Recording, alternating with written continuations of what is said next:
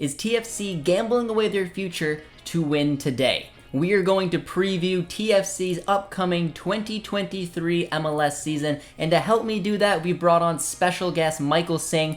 We are going to answer 5 difficult questions, but it's going to be around the main theme: is TFC gambling away their future to win today? Now, one of the biggest question marks surrounding TFC leading into this season is, are they equipped to get the most out of Federico Bernardeschi and Lorenzo Insigne?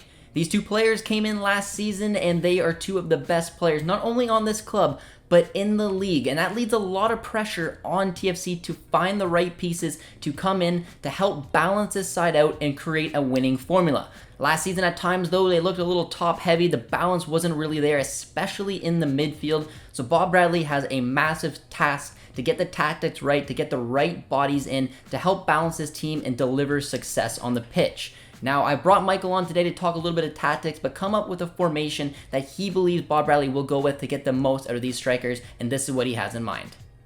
I don't know if Toronto FC did enough to address just how deep of a roster you're going to need throughout the course of this season to honestly just go through the trials and tribulations of what will likely be the busiest MLS season, at least in recent memory, with all the new competitions and with the World Cup. What I will say is they do have a really good starting 11 with some of the guys that they brought in, notably, Sean Johnson at the back, Matt Hedges, Sigurd, Rosted, and Raoul Petretta, that I would take this Toronto FC starting 11 against almost any other starting 11 in Major League Soccer. Unfortunately, that's not the reality of the way the league works, and there are going to be injuries, and how they sort of manage that and how their depth comes into play, I think, will be the big question. So yeah, they are taking a bit of a gamble. Will it pay off? I guess we'll see. That's definitely a solid starting 11 for TFC, a lot of firepower up front, but it has me thinking, just how far along are TFC in this timeline for success? They've invested in the DPs. They obviously show some indication of wanting to win now, but with the upcoming 2026 World Cup, which Canada is co-hosting alongside Mexico and the United States, I wonder if TFC want to help spread out this success for the next 3-4 years. I know it's a long time away, but the hype will truly be there. We just saw how involved Canada got and the passion that this country has for soccer in this last World Cup. I would imagine these next 4 years will be a great opportunity for TFC to capture the imagination of these fans, bring on the fans as well. They did that with the signings of the Italians, but now they need to win. And I'm curious to see what kind of strategies they're going to do to start winning now and keep it going until 2026. So the main question is, will the 2026 World Cup help shape TFC's decision making? So the timeline for Toronto FC, I think, is now, but also with an eye on 2026. With the way that this team is constructed and some of the ages of key pieces like Michael Bradley, and they're bringing back Victor Vasquez, Lorenzo Insigne isn't getting any younger.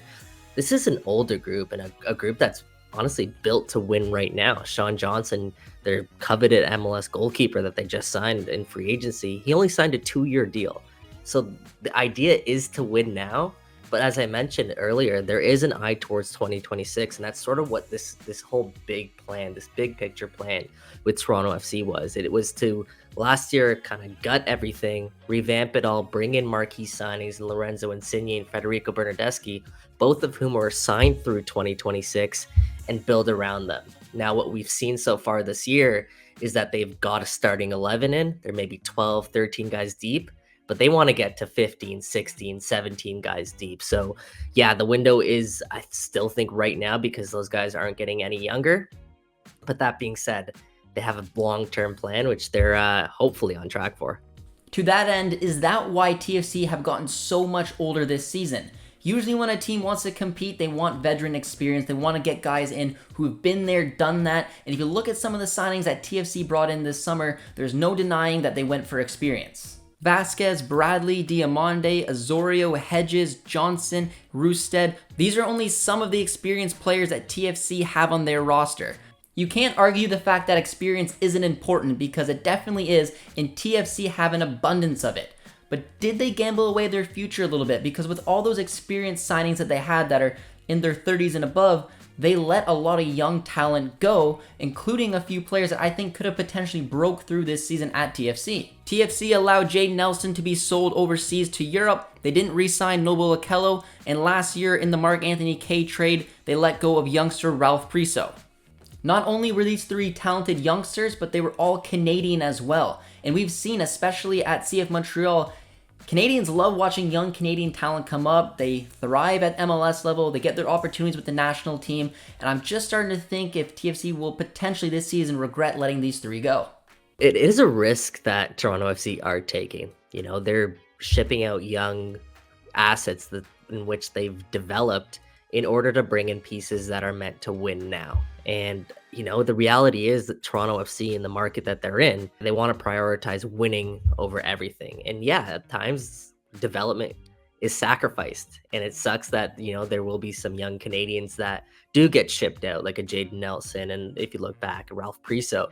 But the positive about that, I guess, is when you are winning, and that's what TFC are going to be trying to do, it does still raise the overall profile of your club, and it allows you to bring in some of the next young kids that, you know, a lot of Canadian soccer fans and Toronto fans are going to be excited about. A guy just off the top of my head, if you think about DeAndre Kerr and the opportunity that's in front of him, you still have Jaquil Marcheretti here with Toronto FC.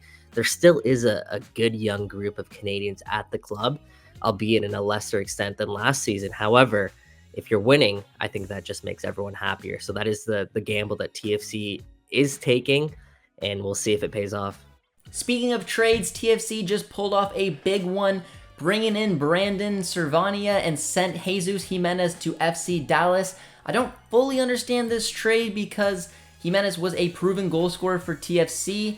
I'm assuming it has to do with potentially the depth in the midfield because that was an issue last year. But we know the bulk of minutes will probably be eaten up by Bradley, Kaye, and Osorio. Will Servania make an impact in that midfield? Is he really a better replacement than Jayden Nelson, who I know was exciting to sell him on to Europe, but would have been a little bit more valuable for TFC to keep this exciting young Canadian around? And will Diomande and Akinola truly be able to replace Jimenez's goals up front, or are TFC looking to maybe bring in another striker? A lot of question marks here. Hopefully Michael Singh has the answers. Brandon Servania is a guy that I think a lot of fans, especially U.S. men's national team fans, have known for quite some time. He had a decent career with Dallas. However, he never really reached that potential that a lot of people had touted for. And positionally, yeah, he does check a lot of boxes for TFC. He does add some depth behind the trio of Jonathan Osorio, Michael Bradley, and Mark Anthony Kaye. He's versatile, can play a lot of those positions, but he's also a little bit of a different profile player in which he's high energy, he can move around, he can cover a lot of space. He does a lot of things that TFC's midfielders right now may not be able to do. But I think Jayden Nelson just came down to the player wanting a move away from the club and wanted to try himself overseas. I think that was the biggest thing for Jayden Nelson. Now, to answer your last part of that question, what's next for the team up top? I'm not sure if Diomande or Akinola will be the answer. They're going to be given some run here to potentially be the answer for Toronto FC. There might be another move to make, though, if I'm Bob Bradley, and we'll see exactly how that plays out. First couple months of the season will determine what's next. TFC have invested in their squad. You cannot deny that. But what are the expectations? With a side as stacked as this team is, and with MLS making it that much easier to make the playoffs, are they just expected to have a decent run to make playoffs? Are they expected to go all the way, win MLS Cup, the Supporters Shield? What are the goals this season for TFC, and how likely is it that they will achieve them? So yeah, you're right. Expectations are raised in Toronto, especially when you spend the amount that they're spending. And now that you have a full season with Lorenzo, Insigne, and Federico Bernardeschi here, now that you've invested heavily in guys like Matt Hedges and Sean Johnson, naturally expectations, like I said, are going to be raised. So for me, if I'm Toronto FC, I think the bare minimum would be making the playoffs. That's a big step up from the last two seasons, unfortunately. And B, securing a CONCACAF Champions League berth, whether that be through the Leagues Cup or the Canadian Championship.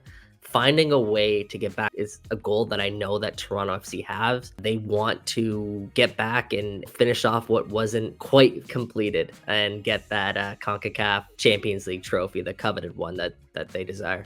Last season for TFC was a bit of a write-off. They were waiting for Insigne to arrive. The pieces just weren't really in place. A lot of big moves as well.